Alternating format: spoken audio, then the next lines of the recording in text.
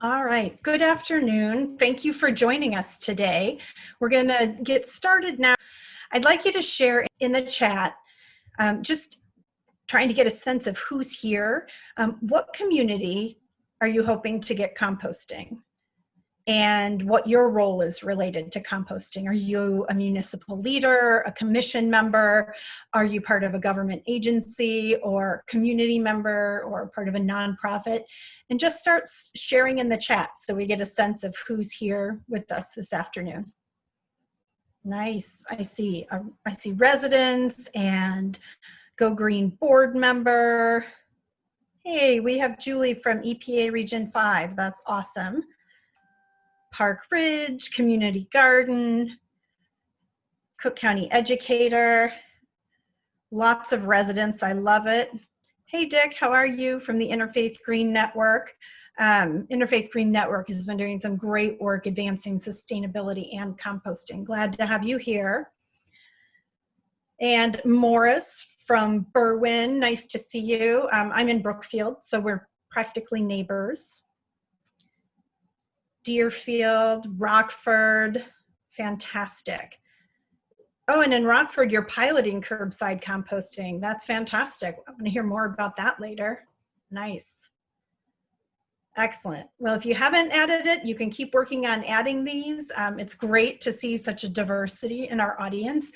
What we're going to go over today is going to apply to any of you, whether you're a resident or a community leader. Next slide, please. So thank you for taking time to be with us this afternoon, and it's time to get this town hall really going. I would like to let you know that this town hall is a part of 7 Generations Ahead Green Conversation Series, and today we have a fantastic panel of speakers that are going to share information on how you can get your community composting. My name is Jen Nelson, and I'll be our moderator today.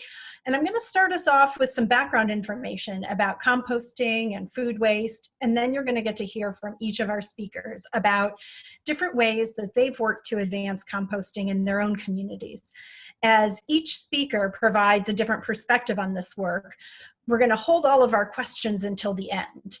Feel free to enter your questions in the chat as we go, and we may be able to answer live in the chat, or we'll save them for our Q&A with speakers. All right, next slide. All right. I'm gonna, I said we need to save our questions for the end, but, well, I said you need to save your questions for the end. We have a couple of questions for you right now as we get started. So please take a quick minute to answer this poll and let us know a bit more about you. Oh, we've got answers rolling in. You want to scroll down because we have questions in here about whether you live in a community that offers food scrap composting, whether you use finished compost on your property. Oh, Merleanne, thanks for bringing that up in the chat. Merleanne mentioned that she's seeing some environmental commission members from municipalities. That's fantastic. Welcome. We're glad you're here with us today. Only 46% of us live in a community that offers food scrap composting. And actually, that's fantastic. Let me word that response a different way. 46% of us live in communities that offer food scrap composting. Question number 2, do you use compost for your garden, lawn, or another area on your property? Oh, I am so excited to see that 77% of us do that. We are the ones that are committed to advancing composting, so I would hope the number would be that high. My challenge for all of you is, if you're using it at home, now figure out where else in your community you can encourage the use of compost. Question number 3, the pop quiz. How many communities in Illinois have a municipal food scrap composting program? And the majority of the answers went to 8 communities. I am excited to let you know that we have 55 municipalities in Illinois that offer composting in some form or another. 55, it's incredible. All right, and then number 4, what % of food scraps generated in Illinois get composted rather than thrown in the landfill? It seems that universally we know that this is something that we need to work on, with pretty much all of our answers being 12% and under, I am going to tell you that unfortunately the answer is 1%. Food scrap composting has grown in Illinois a lot, and it's something that's still really at the beginning and needs to grow much more. And that's part of why we're having this conversation today.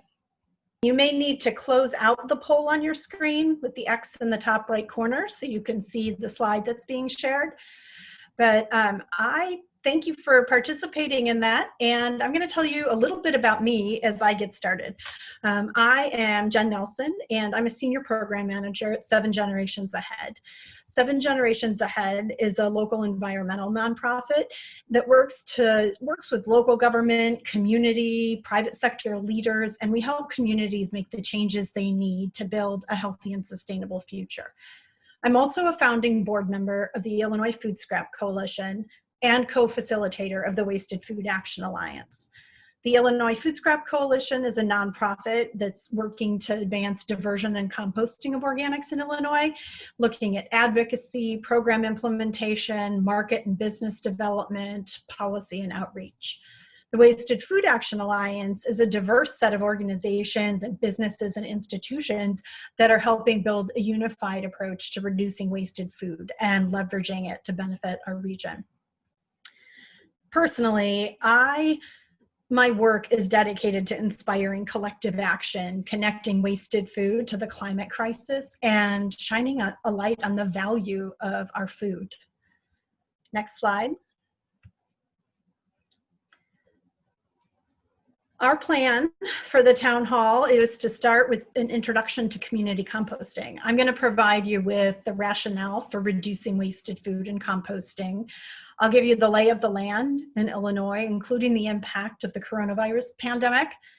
And then I'm going to review the variety of different kinds of composting programs there are to help you determine what might be the best fit for your community. I'm going to ask if you are not currently muted, if you could mute yourself so that we don't get interference. After I give you the background information, each of our presenters is going to share stories of how they helped their community advance composting. That's the exciting part, really, is hearing all the different things that have been done.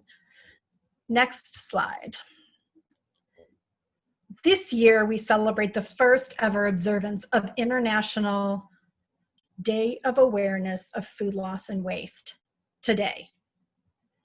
It also comes during the global COVID-19 pandemic that's brought a global wake-up call about the need to transform and rebalance the way our food is produced and consumed, and I would say, and we're cycling nutrients back into growing more food. But it's just a coincidence that we scheduled this town hall on this day, but I'm excited that we're already doing a part of being aware and taking action. Next slide. Food waste is a big problem. In fact, it's the single largest material that's being sent to landfills. Next slide. It's an economic problem too. And a study by the US Department of Agriculture equates the cost of food waste to an average of $1,600 a year for an average American family of 4. The total annual cost of food waste in the United States alone is between 125 to 166 billion. That is huge. Next slide. Americans throw away an estimated 25% of the food we bring home, and that's equal to more than 20 pounds of food per person every month. It's also enough to fill the Rose Bowl, a 90,000-seat stadium, every day. And consumers, all of us that are here today, are the most significant cause of food waste, more than grocery stores, more than restaurants, or any other segment of the supply chain. The largest segment of food waste comes from households allowing food to go bad. And that means that we can all be a part of the solution. And it's the one place where it really is true that your actions do make a difference. Next slide. A study by Project Drawdown, a coalition of experts focused on climate change solutions, ranks reducing food waste as the number 3 action item out of 80, to the tune of more than 70 gigatons of carbon reduction. Other related solutions in drawdown that are related to food include regenerative agriculture. Composting can play a role in that. Conservation agriculture, farmland restoration, composting, and nutrient management. These are all things that composting can play a role in. So this is the connection between climate and composting is really, really clear. Next slide, please. For every dollar spent on food, our society pays $2 in health, environmental, and economic costs. To give you another image, the equivalent of 6 garbage trucks full of edible food is lost or wasted every second.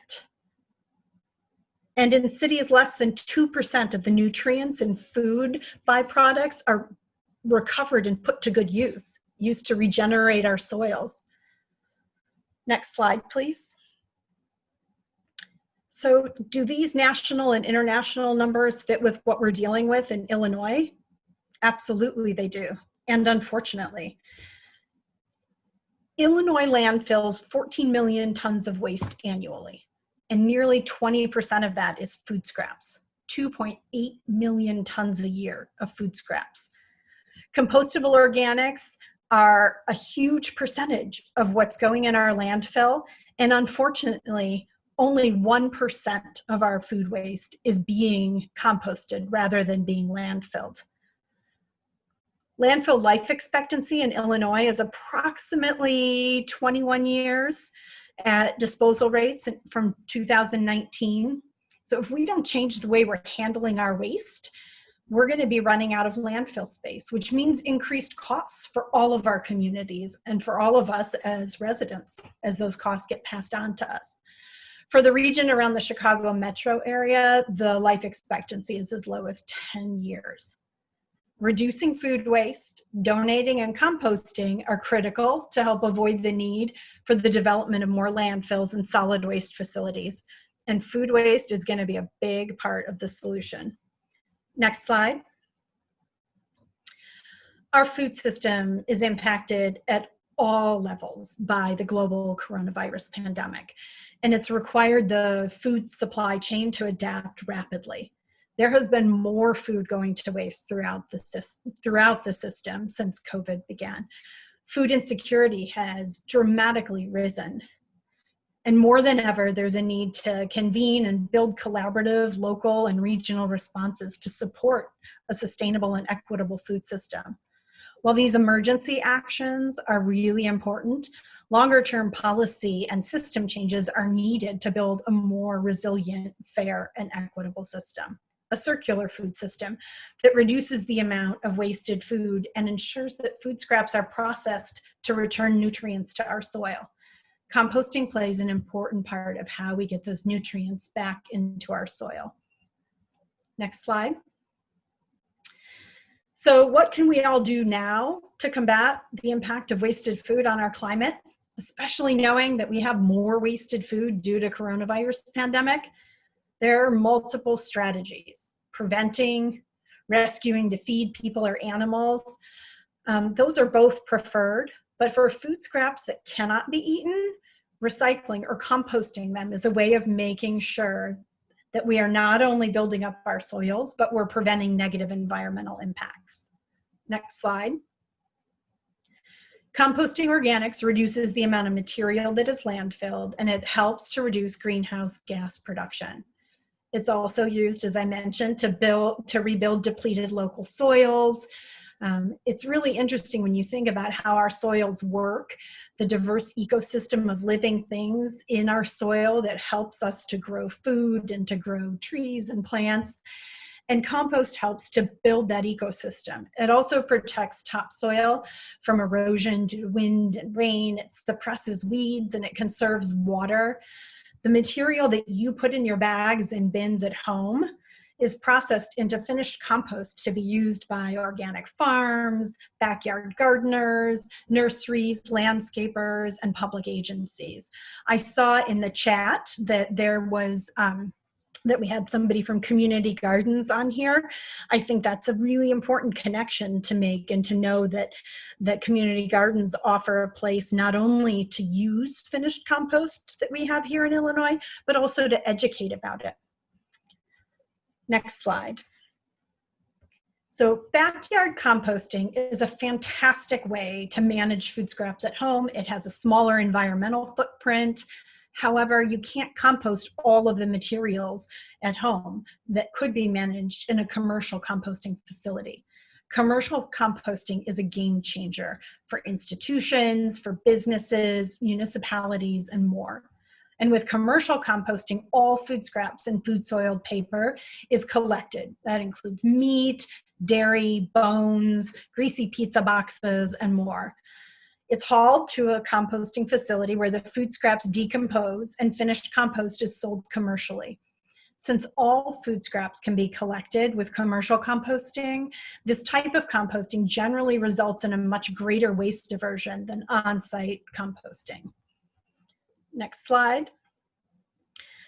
Municipal food scrap composting is the collection of food scraps, and that can be, again, food soiled paper, compostable serviceware, other organic waste. It depends on the compost processor, what they can take. And sometimes that's done through adding them to an existing yard waste collection program. In some communities, it may be a third bin collected year round. There is no one-size-fits-all approach. There are food scrap collection options for you and your community that you can start exploring as early as tomorrow. We're going to share some information with you about the Pumpkin Smash, which is an event, a drop-off event. I'm going to take you through the next couple slides quickly because they give you a sense of the variety of programs that we have available in Illinois. And these slides will be available as well as other resources when we're done today. So I'm not going to read every detail off these slides because I think what's more important is the conversation that we're going to get to when we get to the to hearing from each of our speakers. But we'll run through them quickly. The most common type of food scrap collection program that we have in Illinois is what's called a seasonal ride-along with yard waste. And basically, it's taking your existing collection of yard waste and adding food scraps to the container, whether it's a bag or a bin. This is probably the cheapest, easiest, fastest way to get composting started in your community. Often there's no additional cost to the municipality or to the residents. But it's seasonal with yard waste, and it's something that involves massive education need in the community. So all of us that are on this call today can play a role in supporting these ride-along programs that are already in place in Illinois, but aren't being used very well because residents don't even know that they have them. Next slide. So another option is a year-round third bin collection. Unlike the seasonal ride-along, it's something where even during the winter months, your bin is being collected, even if you don't have yard waste to add to it. The pro is that if you get really good at this, you don't want to stop for the winter. You've still got food scraps in the winter that need to be taken, but it is something that is increasing in availability in Illinois, but is not something that's available in many communities yet. Next slide. The Bucket Exchange program is a subscription-based program where you can ask to have, for households, it's usually a 5-gallon bucket. And it's really interesting because this is something that individuals can do, but it's also something that a number of communities and municipalities have supported, both through education and information on their websites, but also by negotiating a discounted rate for the residents. Evanston is one of the cities that has this set up at a discounted rate with a company called Collective Resource. This is a great program where you may not have the infrastructure where trucks are going through and able to pick up the food scrap with your yard waste. It's also a great option to cover you during the winter if you're part of a seasonal program. Next slide, please. Drop-off locations are locations where residents bring their food scraps. There are Illinois towns that have this happening right now. The picture that I'm showing you is one that's set up in Grays Lake. It's part of the Solid Waste Agency of Lake County, Grays Lake Recycling Center. They've got regular hours when you can go and drop off food scraps. There are also a number of our compost processors that accept food scrap drop off. And it's something that we're seeing. I know I've heard a presentation about a program in Peoria that's got multiple drop-off locations. And this is something that we're seeing increasing in Illinois and around the country. And then let's talk about the fun food scrap drop-off events. If you haven't read about it, you need to check out Pumpkin Smash. And we'll drop a link in the into the chat and be able to go ahead and share that with you. But that's something where it's usually the first week of November. There's a one-day collection event that gets set up in communities all across Illinois to collect your pumpkins. And it's used to educate. About what's contamination, what can be composted. And the picture we have here is from the city of Park Ridge. They'll be participating in their 5th Pumpkin Smash this year. And the photo is taken of Mayor Marty Maloney volunteering at the drop-off event in 2019. All right, next slide. So 7 years ago, most experts in Illinois said we would not have residential composting here. It's just a West Coast thing. And we currently have 55 municipal food scrap composting programs, the 4th largest in the country. And actually, I need to check that number because we may have gone up. We may be the 3rd. Thanks, Amy, for adding to the chat about pumpkin collections. I would encourage you to check out the website of the Illinois Food Scrap Coalition. We have a program called We Compost that recognizes businesses and institutions and municipalities that are doing food scrap composting. And this is something that is growing every year in Illinois. We've made such great progress. Next slide. In order to support municipalities that are considering food scrap composting programs, 7 Generations Ahead collaborated with the Illinois Food Scrap Coalition, the Solid Waste Agency of Lake County, the Solid Waste Agency of Northern Cook County, and so many others to develop a municipal guide to commercial food scrap composting. There is a link being dropped in the chat by Amy for that now. We're also going to be we'll send a follow-up email with a document that has all of these links in it for you. But this is a guide that's really focused on community leaders, municipal leaders, and what the steps are that they need to follow in order to start a program. Today's talk is more general about engagement. This guide digs into some of the specifics about hauler negotiations and language. It gives templates of educational pieces. It's really a nice place to start and really think about what needs to be a part of your conversation. So 7 Generations Ahead and the Illinois Food Scrap Coalition are happy to help you as you explore next steps in composting. And today you're going to learn from some of the people that are supporting, educating, and engaging our communities about composting. You're going to learn from Seema about how she educated and engaged students, who in turn educated and engaged municipal leaders. You're going to learn from Cynthia about the role of a nonprofit in connecting communities who can then share best practices. They also play a role in introducing residents to local leaders.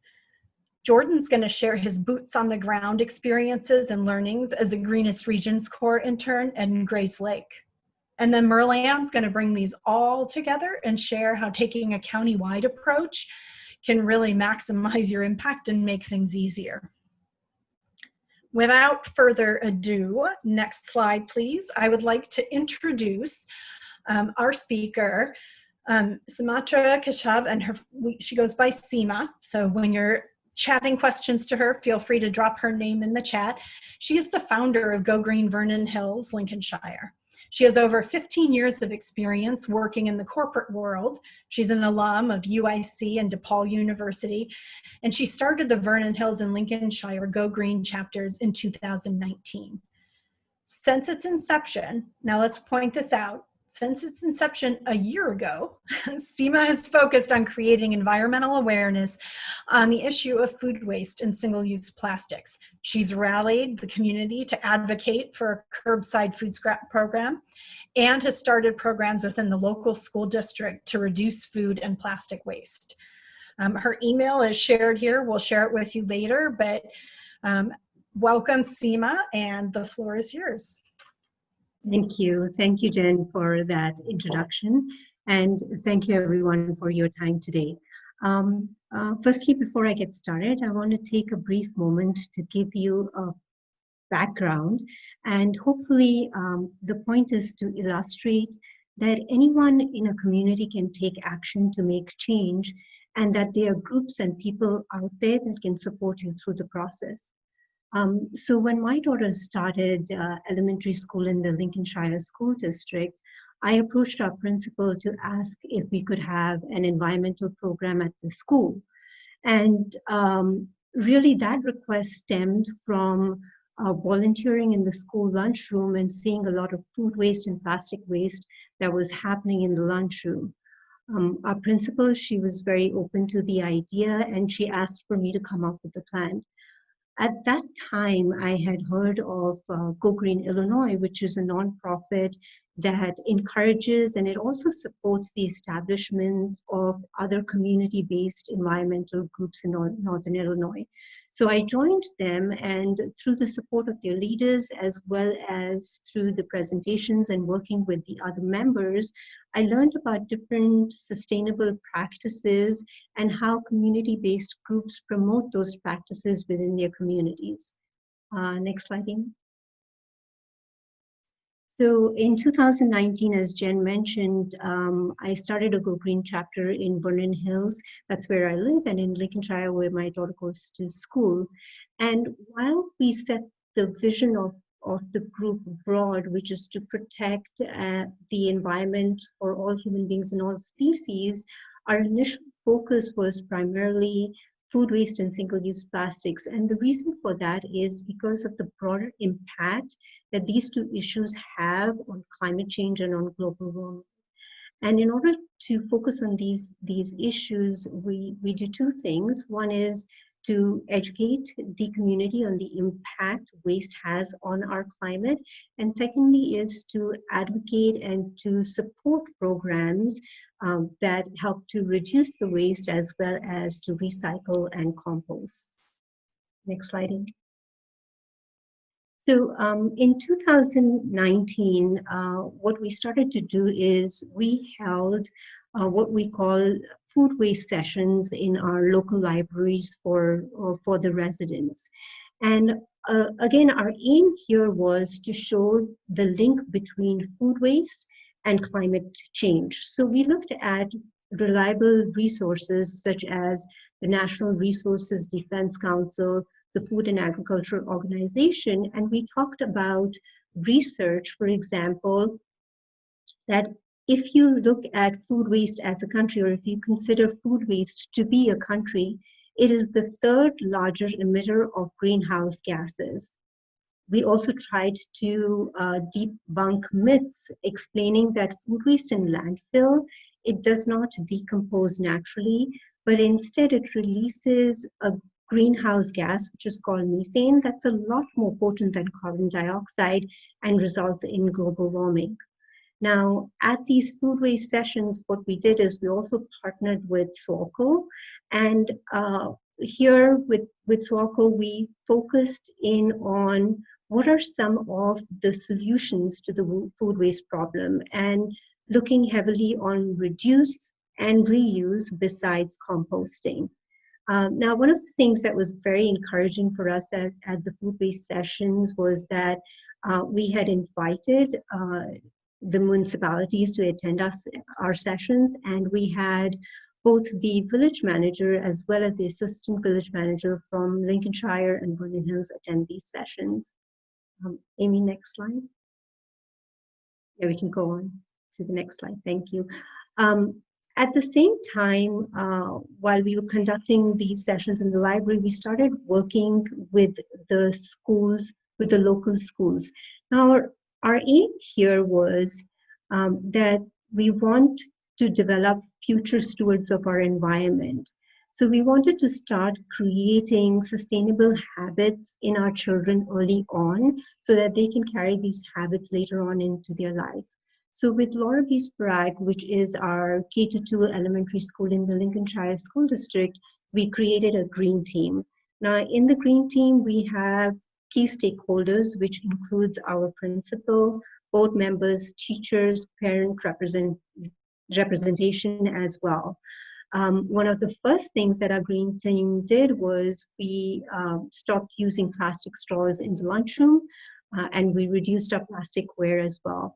And as a next step, we started looking at food waste, and we wanted to determine how much food is wasted in our lunchroom. What can we do in order to divert that food waste away from the landfills? And here we partnered with both SWALCO and with 7 Generations Ahead to conduct a food waste audit. And at this audit, we had the children sort out their waste by liquids, what can be recycled, what can be composted and what goes into landfill. And it's amazing to see these little children learn this process within a day and learn so quickly. So we took the learnings from the food waste audit and we started an on-site composting program at the school, which is led by our students. Next slide, Amy. The same year, we had a lot going on in 2019, but at the same year, we also started advocating for a seasonal ride-along program with our municipalities.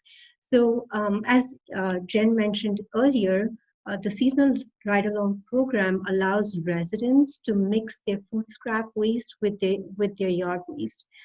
We had our high school students from Vernon Hills High School Environmental Club present to the village board, and at these presentations they talked or educated the board on the impact food waste has on the climate, and they also highlighted that at the time there were 19 communities in Lloyd County that have a seasonal ride-along program, and that residents in Vernon Hills should be given that option as well too.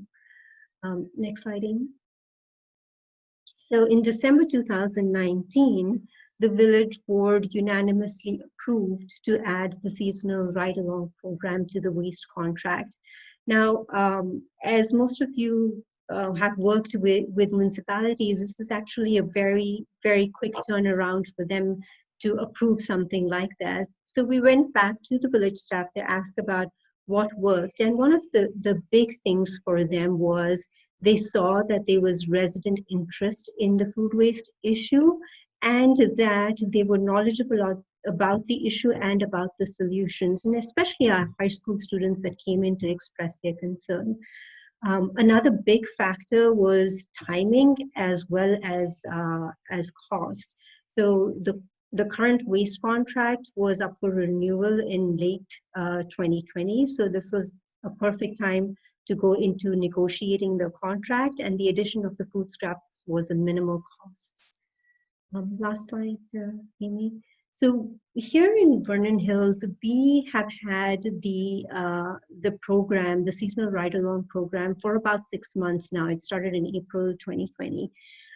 We have about 450 homes in Vernon Hills that subscribe to the program. That's just about 10%. And our challenge really is that there's several HOAs and single-family homes that have their own landscaping service, and therefore they do not want an additional service just for food scrap. However, on the positive side, the way the village contract has been negotiated, that the families within the HOAs can just subscribe for food waste. And we do have currently about 45 families that are doing that are willing to pay an additional cost just to have their food waste picked up. So for us, from a GoGreen perspective, really GoGreen Vernon Hills perspective, the next steps are how do we increase the subscription and the participation into the program. And really for the village recognizes it, and we recognize it's really education is now the key component. We have used the village's newsletter, our own social media, webinars in order to spread the word, and we will continue to do this in order to get those those numbers going up. I guess the last thing I want to say is that all of the work that's happened in the past year and a half over this short period of time has really been possible only through collaborations and partnerships. So for me, it's been working with my GoGreen Illinois counterparts in GoGreen Highland Park, in GoGreen Barrington. It's teaming up with the young high school students, Sneha and Meera, and their moms that have stood beside us in front of the village board to make the case. And it's been Merleanne from SWALCO and Lisa Woody from SWANG who joined me early on in GoGreen Vernon Hills on all the projects that we've worked on. So I would like to say that if you do not have a group in environmental group in your community, I'd encourage you to take that step, and there are many people that will join you and team up with you along the way. With that, I hand it back to Jen. Thank you very much for your time.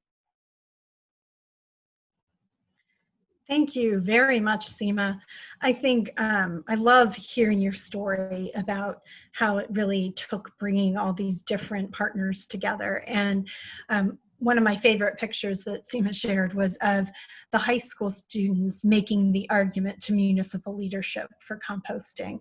And it just shows you that we're all in this together and we all have different roles that we can play. So thank you, Seema, and I wish you luck as you increase participation moving forward.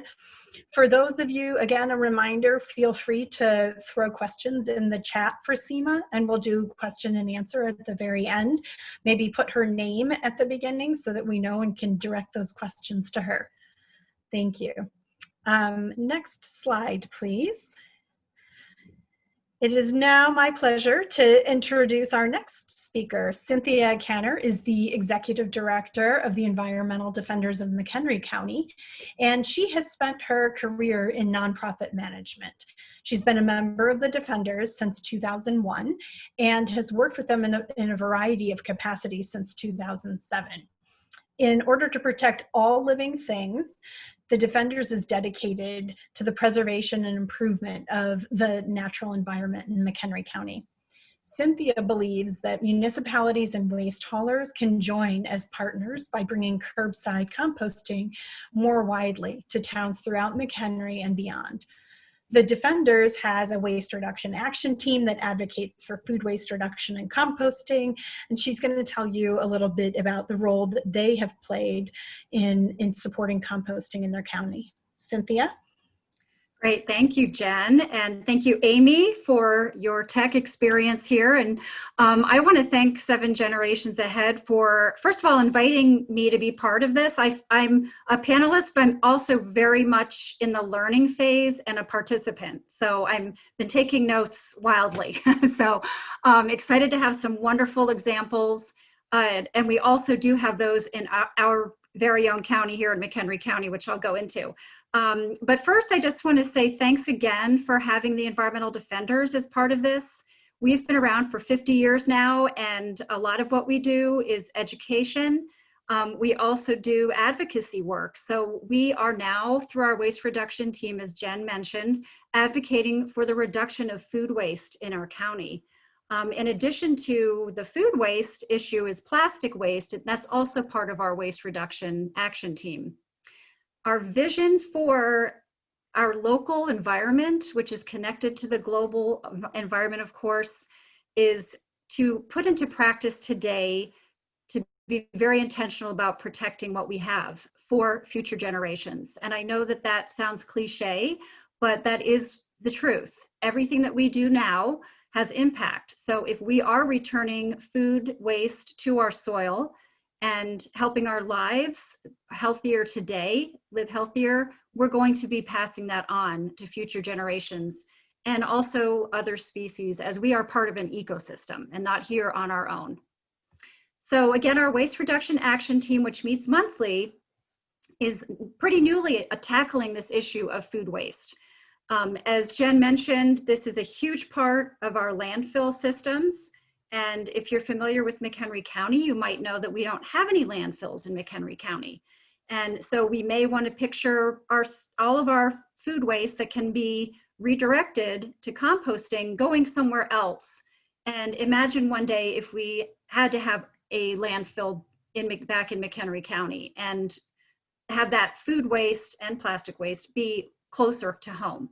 So we have to really think very, very locally and have that effect on our broader region.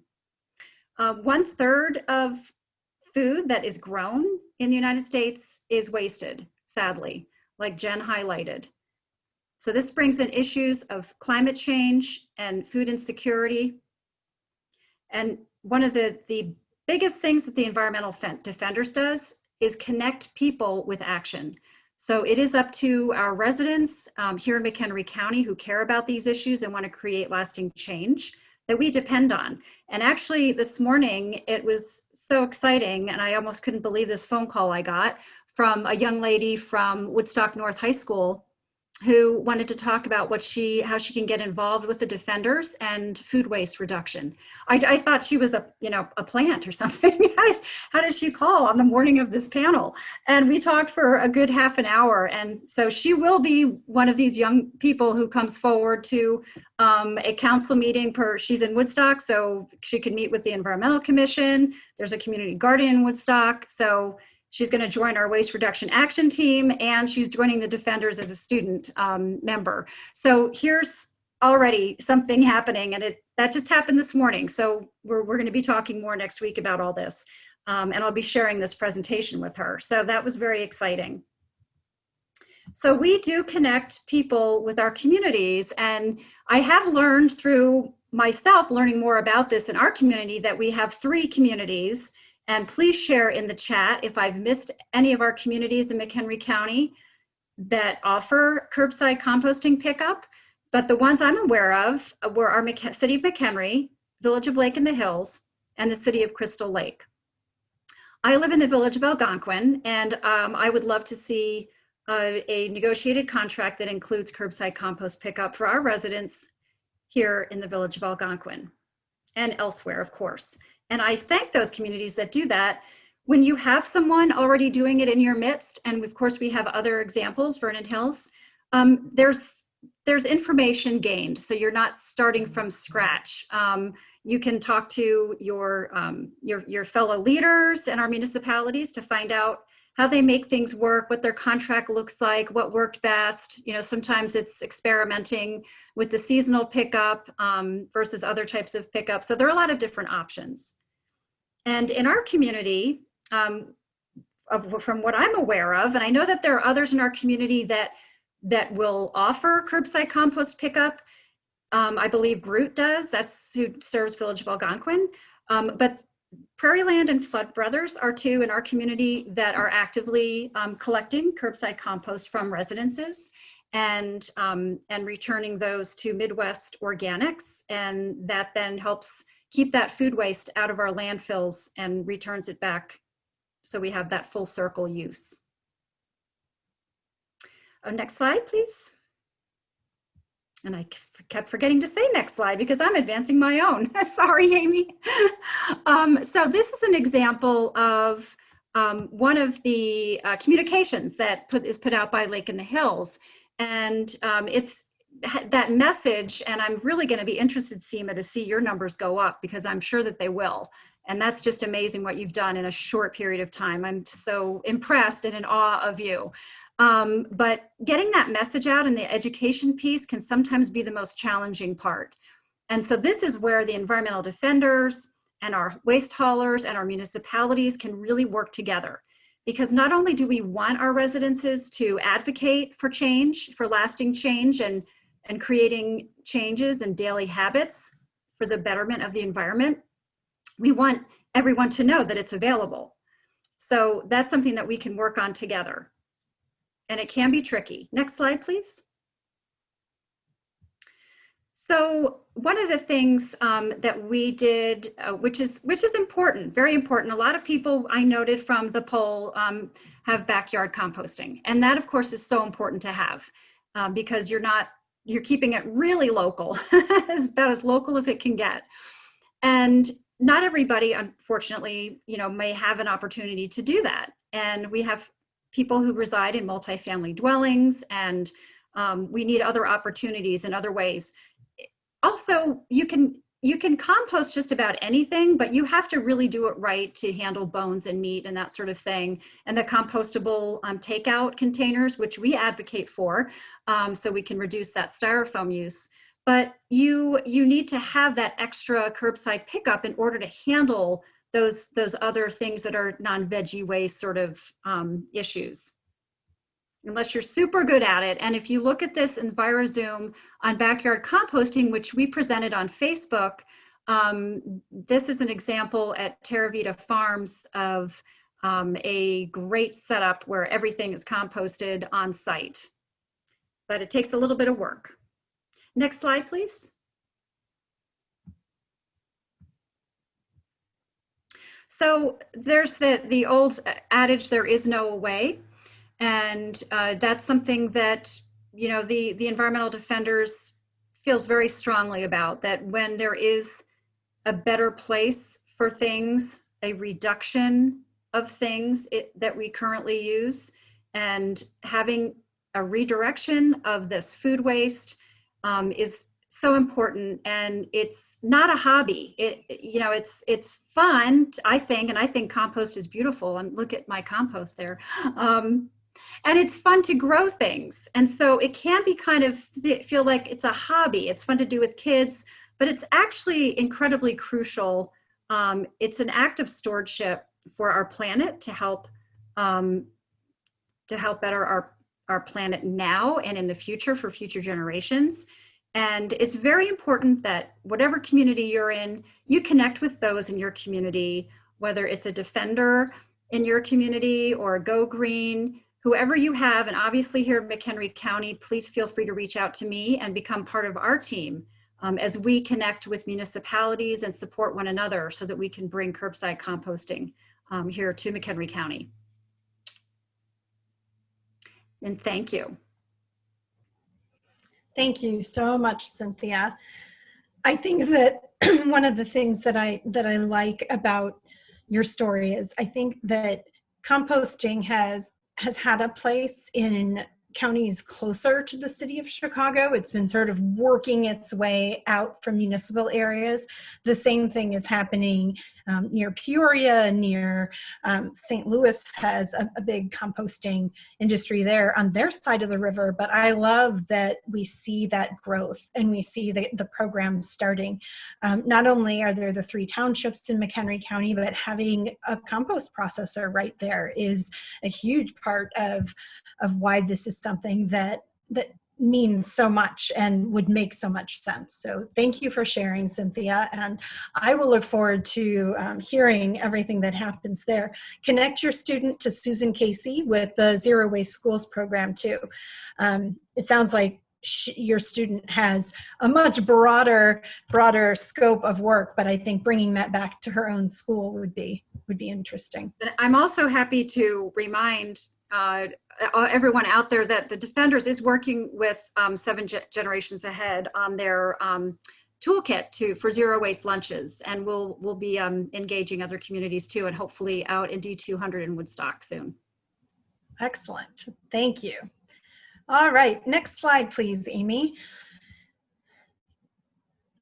I am excited to introduce our next speaker. Jordan Francisco is a Greenest Region's Corp Emeritus from Libertyville and Grayslake. He's a member of the Wasted Food Action Alliance and the Illinois Food Scrap Coalition, and he's CEO of the Learning Botanist. And none of those things mention that he's also a teacher, which is cool. This is something that is a passion of his. He first got involved in the food waste scene during his time as a Greenest Region's Corps member. And during his service, he helped the village of Grayslake obtain all the required signatures to get a village-wide residential composting program started. He is currently teaching with CPS, and his email is here to share, but I'm gonna say no more and turn it over to Jordan. Thank you, Jordan. Thanks, Jen, for the introduction, and a quick thanks to also Amy for letting me speak at this town hall meeting. Again, as Jen mentioned, my name is Jordan Francisco, and I was a Greenest Region Corps member that served at the end of 2018 and most of 2019. The Greenest Region Corps, or GRC Corps, is a program that allows Chicagoland communities to gain a public service worker to focus on sustainability initiatives. And the term of service is roughly about 11 months. I had the unique opportunity to serve as the Greenest Region Corps member for the villages of Grayslake and Libertyville. And between the two villages, my roles included contacting residents and commercial businesses on their options for recycling, spearheading residential outreach on a new composting subscription service, creating educational material on sustainability through social media, and reporting back to the villages with information gathered at conferences and council of government meetings. Looks like I need to turn off my video since I'm having a little bit of mic issues, but so give me a second. Thank you. Okay, so for today's town hall meeting, I will be focusing on my time at the village of Grayslake. And the village in 2019 was able to amend its contract with waste management, and it allowed for an opportunity for the implementation of residential composting as a subscription-based service. To grant such a service, waste management asked the village to acquire 175 interested residents before the start of September that year. Proof of such interest came in the form of a signed letter of interest, and residents understood that a year-round residential compost pickup would be charged on top of their existing waste pickup service. And the rate was roughly $6.04 per week, which is about $12 every month. Next. Again, the goal is to obtain 175 signatures before the first week of September, and I started working at Grayslake at the beginning of April, but could not begin on the residential outreach right away. There wasn't a delay due to additional negotiations between the village and waste management, and the village wasn't able to secure a feasible subscription rate until the end of July. It is one thing to have a community compost program, but another to implement it. I was the only village staff member tasked with obtaining the signatures, and I acted as the village's salesperson on composting and tried to convince residents to pay extra to better care for their environment. One click, please. It was a bittersweet in a little over a month, I obtained 150 signatures before my service came to an end, and I canvassed over 550 households door to door and 200 households by phone. It was a bittersweet moment that I wasn't able to reach 175, but I was so proud of what I've accomplished alone in such little time. Luckily, the village made up the difference in cost and renegotiated with waste management to go through with the composting subscription program. After reading my reports, the village board saw the importance of compost to the residents and community members. Next. There were three things that led to my success. The first is charisma. In general, I have a positive and outgoing personality. Over time, I learned how to communicate with people effectively, which prepared me when dealing with assertive residents, those wanting to complain about the village, and others who were just downright unpleasant. To the residents who gave me their time, I shared the village's vision of offering residents curbside compost pickup. I have one quick story I'd like to share that shows how charisma can be a useful tool. To the residents who, my story starts 2 weeks into the canvassing. I was informed by a fellow village employee that I had been mentioned on a Grayslake Facebook group post. I sadly wasn't able to save that post, but the gist of it stated, "A really nice, polite man is going door to door saying that he works for the village. Please answer and let him tell you about a new composting program." I was so touched that my efforts on connecting with each resident was starting to paid off at that time. It is best to engage your residents whenever you can and to choose a canvasser that will best represent your community. One click, please. My second key to success is organization. A good portion of time spent on the program was dedicated to mapping out my routes using the Lake County GIS map. 2 clicks, please. Thank you.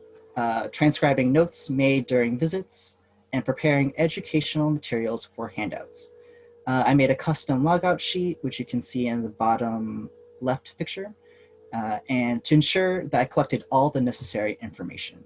And the picture on the right shows I took a screenshot of the Lake County GIS map and just basically routed my days using that.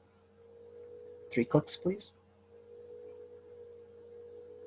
The third key to my success is preparing a script and an FAQ sheet for canvassers. A script is an essential when creating a concise message to explain the composting program, and after repeating the script over 50 times, a canvasser should be able to fine-tune the message and deliver the program details with confidence.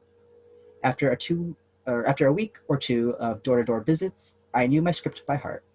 I focused less energy on the delivery of the script and more so on reading the situation. I gained the ability to discern within the first 10 seconds of interaction whether or not to give the full explanation or a terse version of the composting service. An FAQ sheet comes in handy if the residents aren't at home or if a resident wants to deliberate more on the program. I had left an FAQ sheet for over 3/4 of the houses I visited. 1 click, please. There are a few other things I wanted to note when implementing a community compost program, and most village staff are busy with other tasks and projects, and you could get volunteers to spread the word and canvas, but volunteers may only be able to donate an hour or 2 of their time per day. But having a small cohort of interns working full-time allows for efficiency and maximum outreach. The window of time when residents are available to talk is another issue. Most homeowners are available after 3 to 4 in the evening after work hours. You could leave an FAQ sheet on the door handles during the other time of day, but the late afternoon and early evening is the best time to have face-to-face engagement. The final 2 points are geared towards outreach. By finding community leaders and using social media, your community can spread the news on your new composting program. Neighbors can talk with one another or post on social media, and this helps a municipality be able to gain the numbers needed to have the composting program available. A municipality can blast an ad promoting the service on Facebook and more. So you might be asking yourself, how can I get an intern to work in my community? Well, one of the ways is by getting a Greenest Region Corps member. The Greenest Region Corps is an AmeriCorps program that is administered by the Metropolitan Mayor's Caucus, or MMC, and AmeriCorps provides the branding, partial funding, and contract and legal forms. The MMC ensures that the GRC Corps program follows AmeriCorps guidelines, as well as support and stipend distribution to the Corps members. The EPA is another proud member or co-partner in the GRC Corps, and both the EPA and MMC are co-sponsors that began the formation of the program. At this time, there are 2 EPA staff that help the MMC with administration duties and support for the Corps members. It is also important to note that the EPA also provides training for the Corps members in various sustainability topics, such as water and air quality. The final partner in the GRC Corps program is the host community.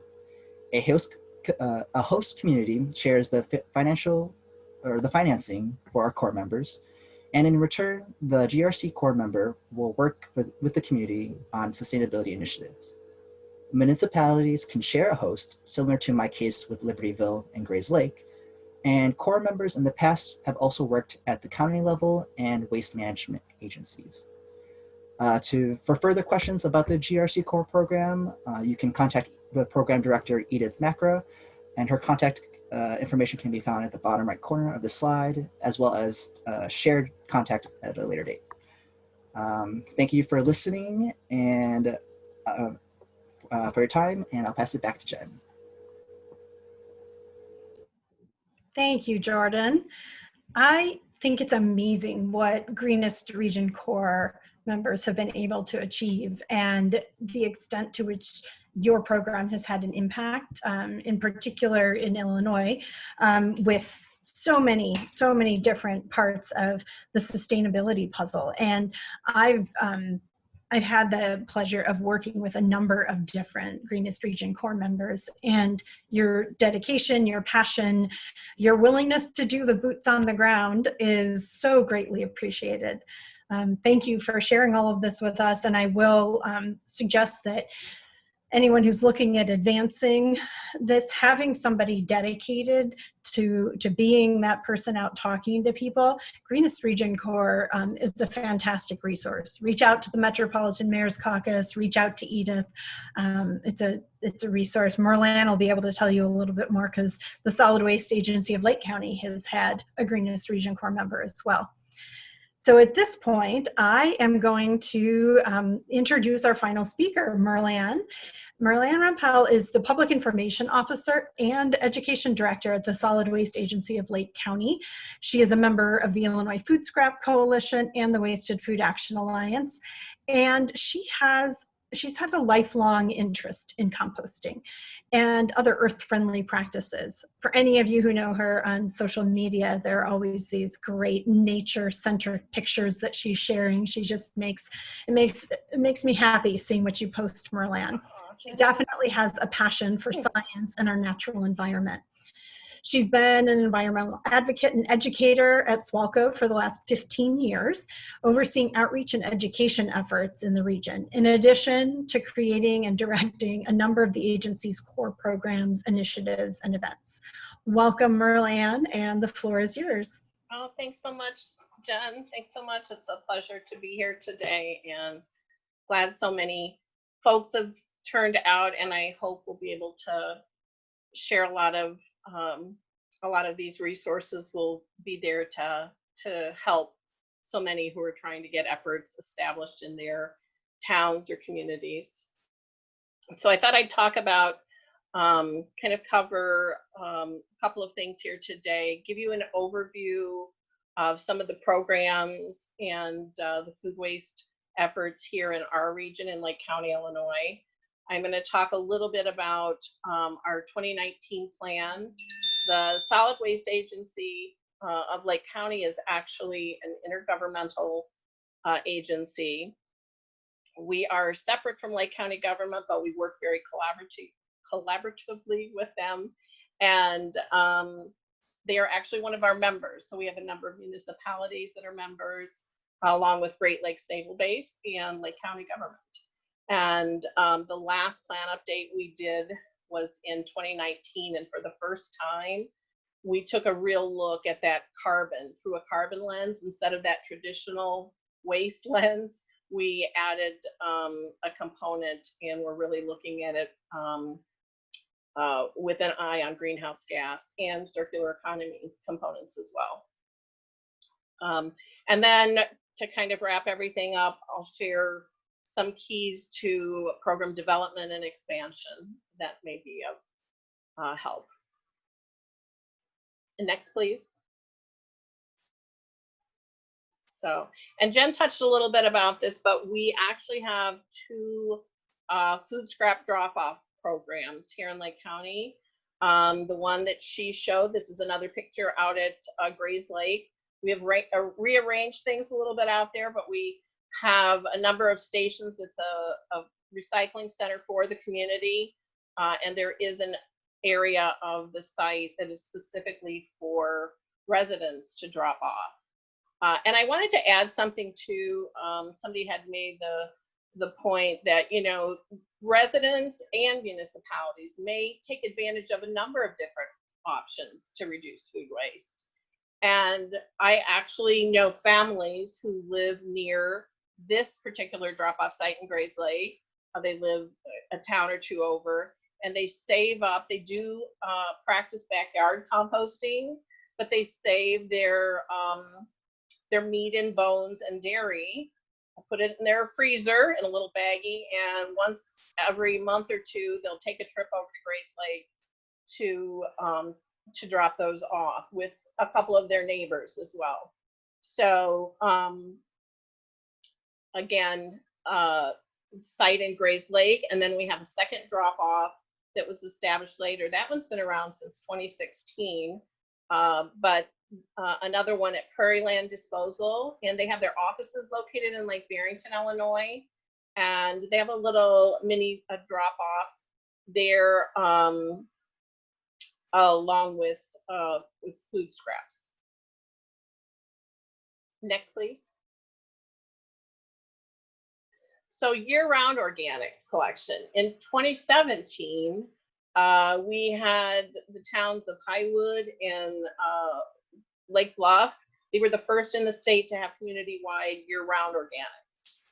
And I'll talk about some of the other programs we have going here now too, but in these particular programs, the year-round, it's not an opt-in. So all residents are charged for the service. We do have, most of the other programs here are ride-along, but there is an add-on option in the subscription programs of Grays Lake, Highland Park, and North Barrington. They can add on those extra winter months and participate as year-round if they opt in for that. Next, please. So this is just a little overview.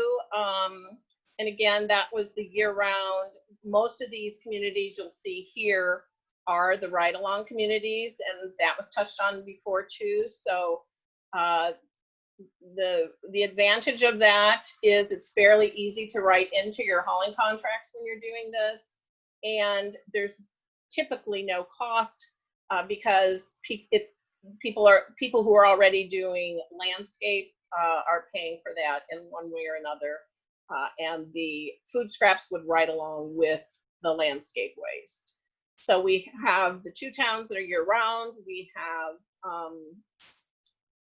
3 that have an option for winter months, and then the rest of the programs are ride along. So we have 22 of our 43 members that are participating in some form of a program.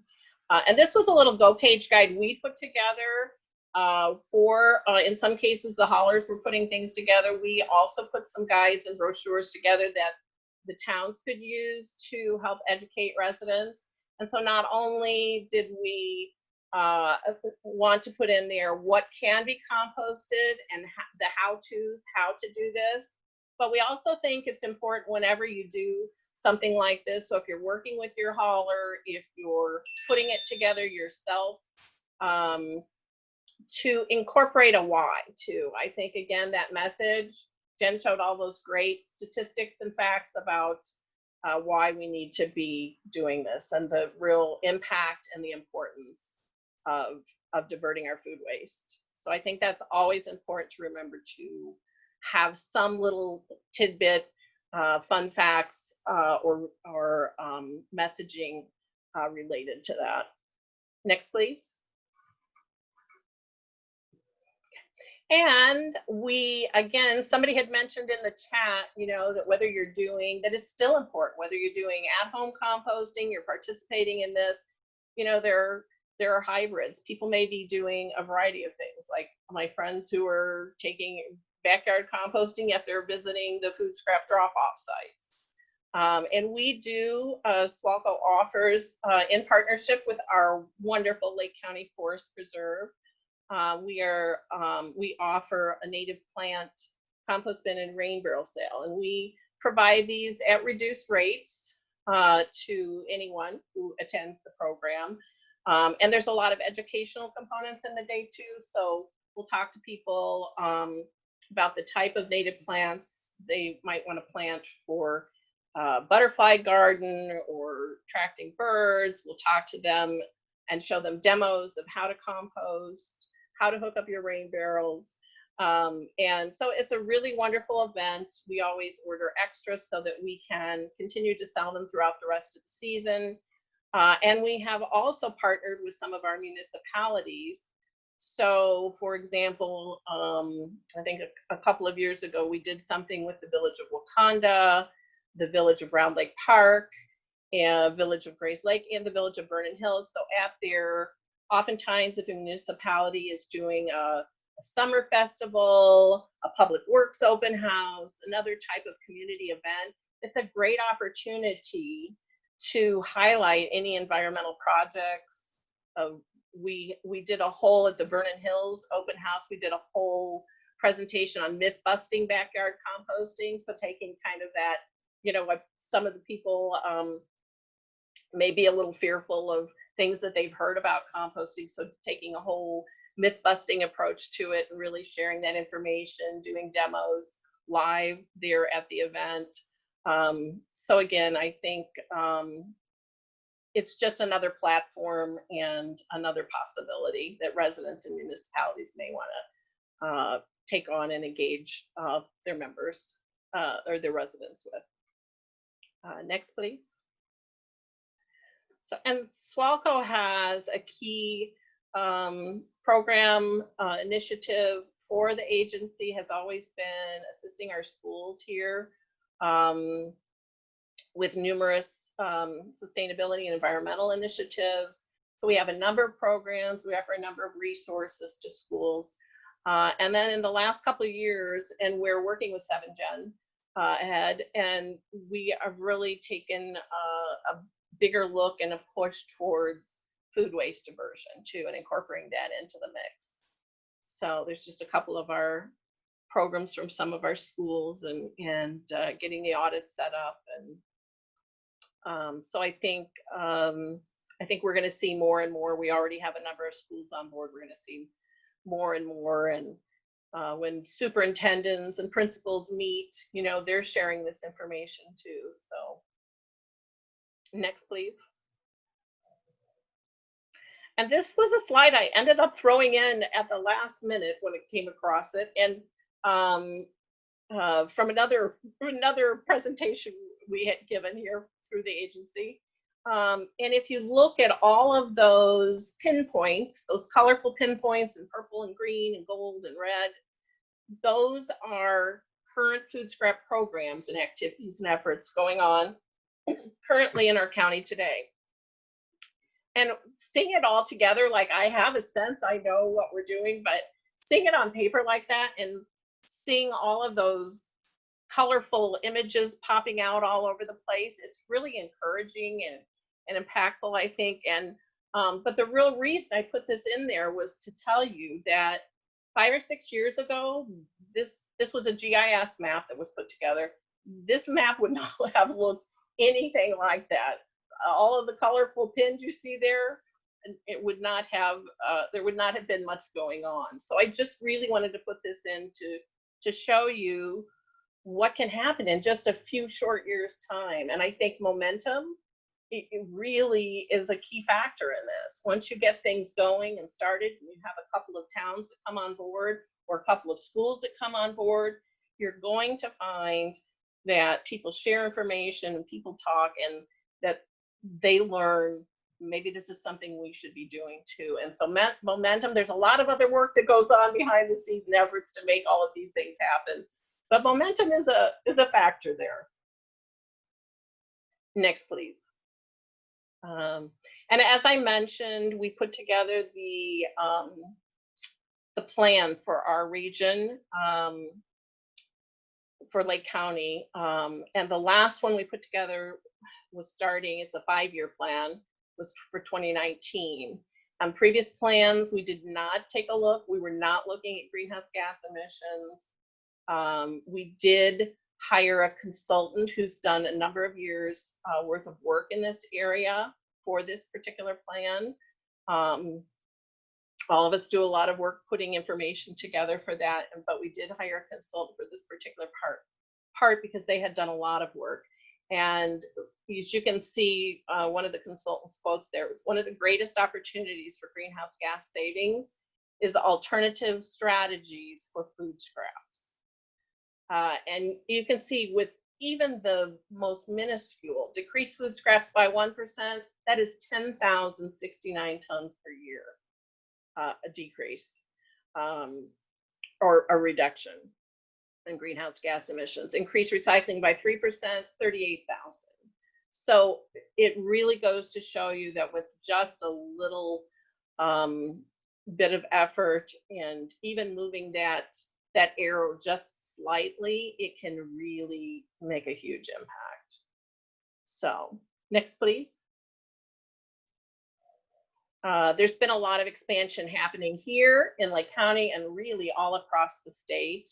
Midwest Organics Recycling made a significant investment, one of our local compost sites, in 2017. In 2018, Lake County Jail implements a food scrap recycling program, cut waste by over 50%, reduce costs, and 7Gen was involved in that. 7 commercial franchises in Lake County all have food scrap pricing in their contracts. And then just recently, we have worked for the last few months, and we were just awarded a 2-year grant from the USDA. And it will really focus on 3 particular arenas. The first one is looking at agriculture and how compost, doing soil studies and looking at the effects of those soil and compost on agriculture. The next one will be working with community gardens. And I don't know about in your neck of the woods. I think this is happening everywhere throughout the state. And I've worked with community gardens over the years. And I would say there's been a dramatic increase just in the last 5, even 10 years, 5 years, with the number of community gardens we have in the region. So it's also bringing those groups together, having some educational opportunities, the benefits of compost. And then the third is expanding some of the work with restaurants and things that we're doing with Brightbeat. And the other thing with the program, I think it's a great opportunity too with the grant, is it's a great opportunity for so many people to come together. We've got community gardens, we have our Lake County Farm Bureau, we have the IFSC out of Illinois, University of Illinois, the Illinois Sustainable Technology Center, we have Brightbeat, we have a number of community garden folks that are engaged. So I think it's going to be a really exciting to see what comes out of all of those studies, and hopefully we'll be able to not only show that composting improves the soil, decreases the need for chemicals and fertilizers, and that will also be working to help develop an end market for the compost and the food waste that's being diverted. So key factors to expanding programs. You really have to find out what works best for your program, for your community, and it might be a hybrid program.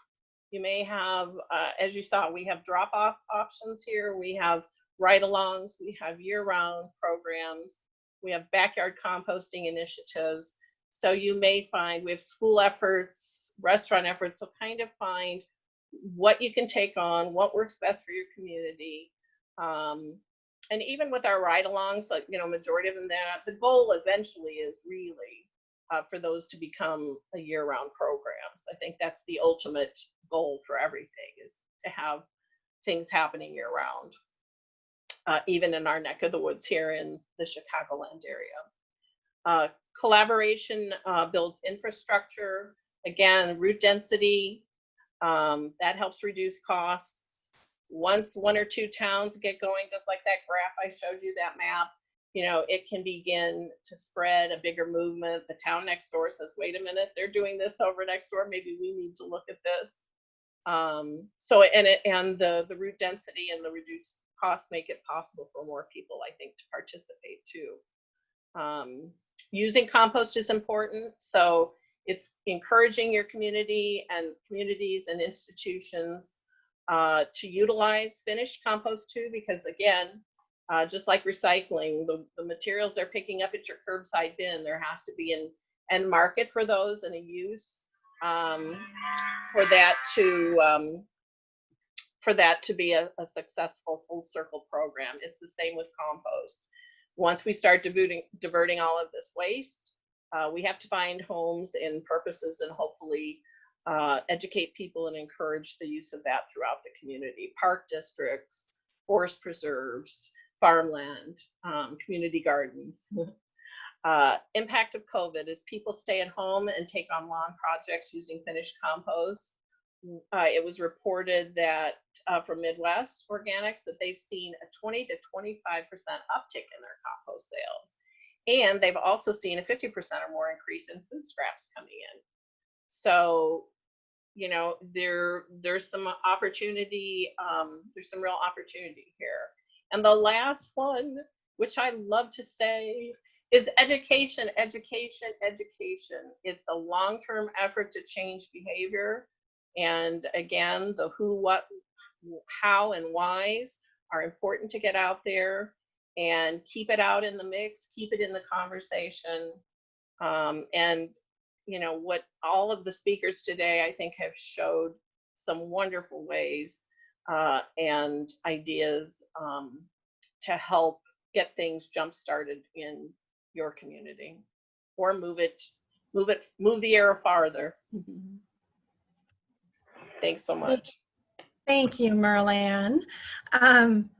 That was fantastic. I know we're running a little bit short of time, so I put in the chat for everybody that get your questions in the chat, but know that most of the speakers are able to stay on a little bit longer. But Merleanne, I think that the work that the Solid Waste Agency of Lake County is doing to really help communities learn from each other and to make that job easier is so critical. Whether it's sharing language, being able to set goals or share education pieces, the work you guys do is amazing. And thank you so much for being a part of the town hall today. Thank you, Jen. So for all of us, we have heard about community conversations. We have heard about collecting and collaborating. We've heard about how to boots on the ground, resident engagement and conversations there, and then countywide work, bringing everyone to the table who can add to it. So please feel free to enter your questions in the chat. We have a couple that have already come in, so I'll be able to get started on that right away. And if you think about it, put the speaker's name at the beginning of your question so that I can direct it to the right person. I am going to pull up a slide of all the speakers' names to have it on the screen to help start the Q&A and make that a little bit easier. But next slide, please.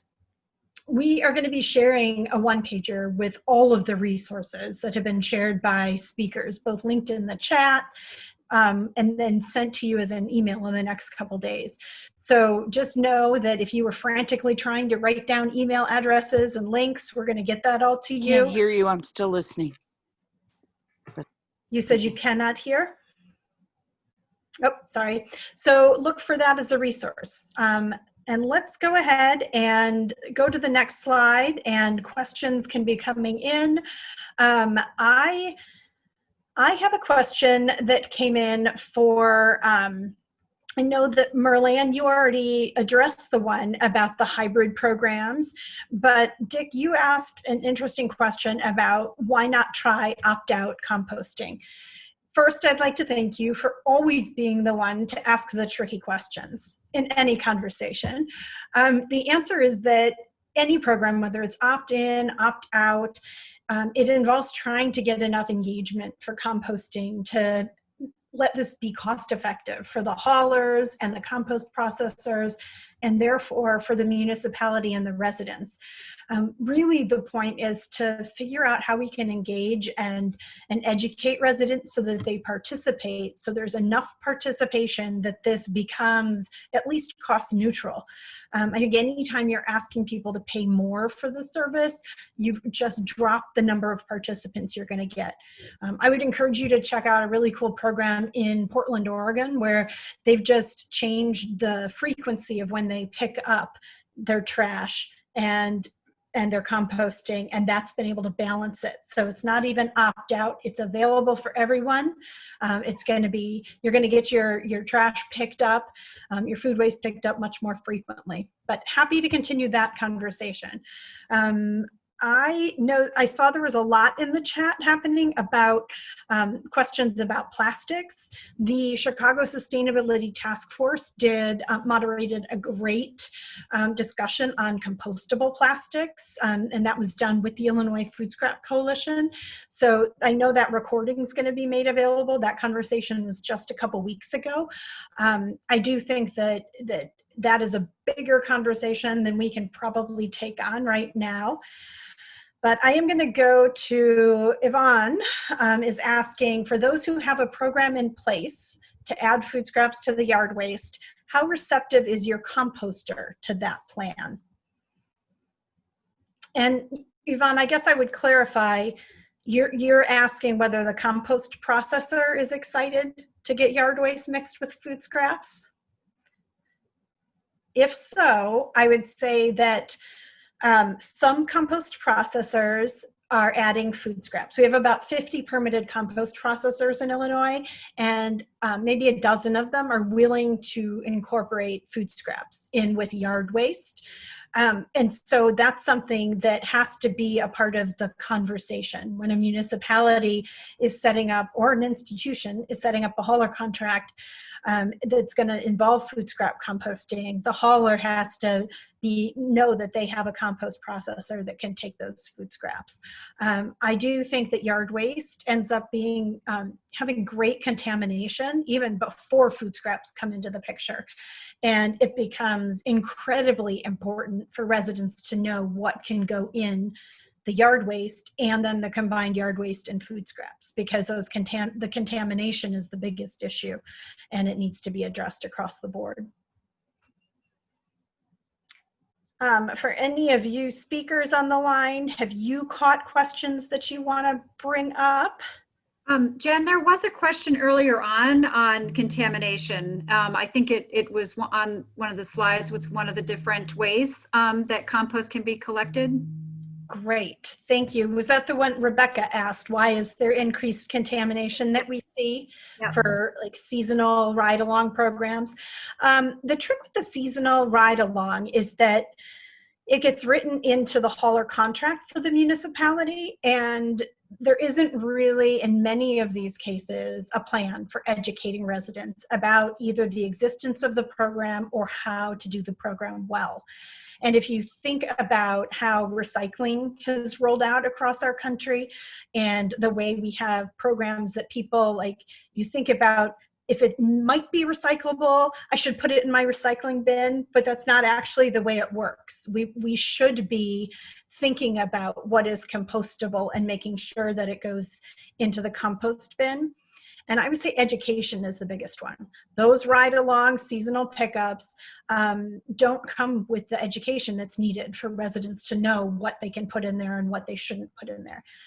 I would say the bucket exchange ones, however, those vendors tend to give you information on exactly what can go in. And if you're doing a bucket exchange, it's a service you're paying for, and they're going to give you feedback if you're contaminating it. Jen, I just thought I'd add a quick thing too, that we even discovered in some cases that, you know, folks that are working in administration in a village staff who may be working with the hauling contracts or public works or some of those arenas may know about the fact that they have a ride-along program, but there may be even, we've discovered a couple of cases where even some of the other staff who may answer phones for a village. So if you call your village hall, there is a chance they may not be certain or have knowledge that program is actually in their hauling contract and available to residents. So yeah, I think that's so true, Merleanne. I also think that Cynthia brought this up in an earlier conversation that we had about how you can see one of your neighboring communities having food scrap composting service, but then maybe yours doesn't. And it's you've got so many different partners that need to be involved for this to work, that we have different haulers that do this in different ways. We have different compost processors, some that accept food scraps, some that don't. I do think that thinking about this in terms of partnership, in terms of leading with the conversations about what needs to happen for this to work and for it to be effective, especially cost effective for all partners involved, is really important. All right, well, I am going to, you guys, we're going to go back through the chat, and if we missed other questions, we will try. I'm guessing we've got a pretty passionate group of speakers, so I'm pretty sure I can get some help getting answers and sharing them with all of you. But I would ask for the next slide to go. This is the final questions. We still have 38 of us on the line, and I just want to ask you 2 quick questions and find out, number one, whether what we talked about today helped you at all, and then get an idea from you about whether there are any future conversations that would be helpful. If we took a deeper dive, are any of these topics of interest to you? And this will really help us in looking at the kinds of resources that we put front and center, because ultimately what I'd like you to realize from today is that composting, community composting, is happening, and it's happening successfully in many, many ways in Illinois. But it does take work. It takes engagement and education. It takes partnerships across all levels in your community.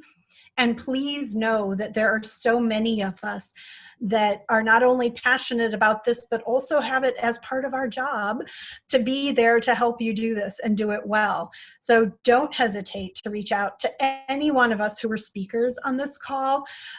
Look to the Illinois Food Scrap Coalition or the Wasted Food Action Alliance to find resources to help you, because you do not have to reinvent the wheel. And in fact, it'll be a lot easier if you're looking at doing this hand in hand with other communities, and you can learn from their learnings. So thank you to those of you who filled out the poll. If you have any questions, keep them coming in. And I would say at this point, if you have other questions and you'd like to unmute and ask them, I'm going to go ahead and say that the formal part of this town hall has come to an end. But again, most of our speakers have said they're willing to stay on the line if you want to have any continuing conversation.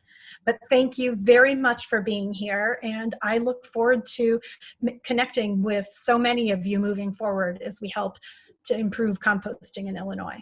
Thank you.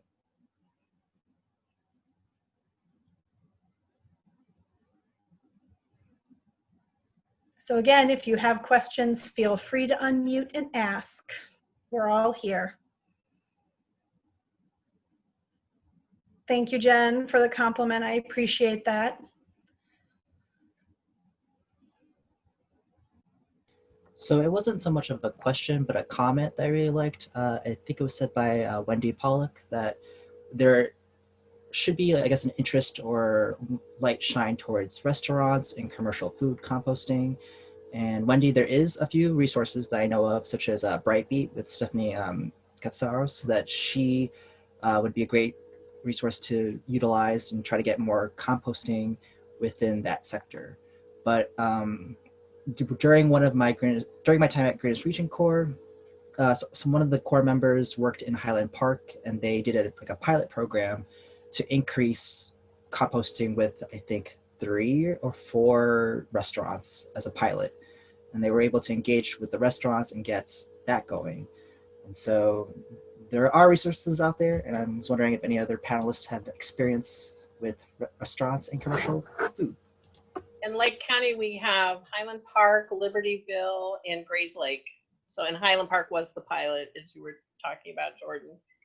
But we've got 3 communities right now that we're focusing on, and we're hoping to add more communities to involve more restaurants.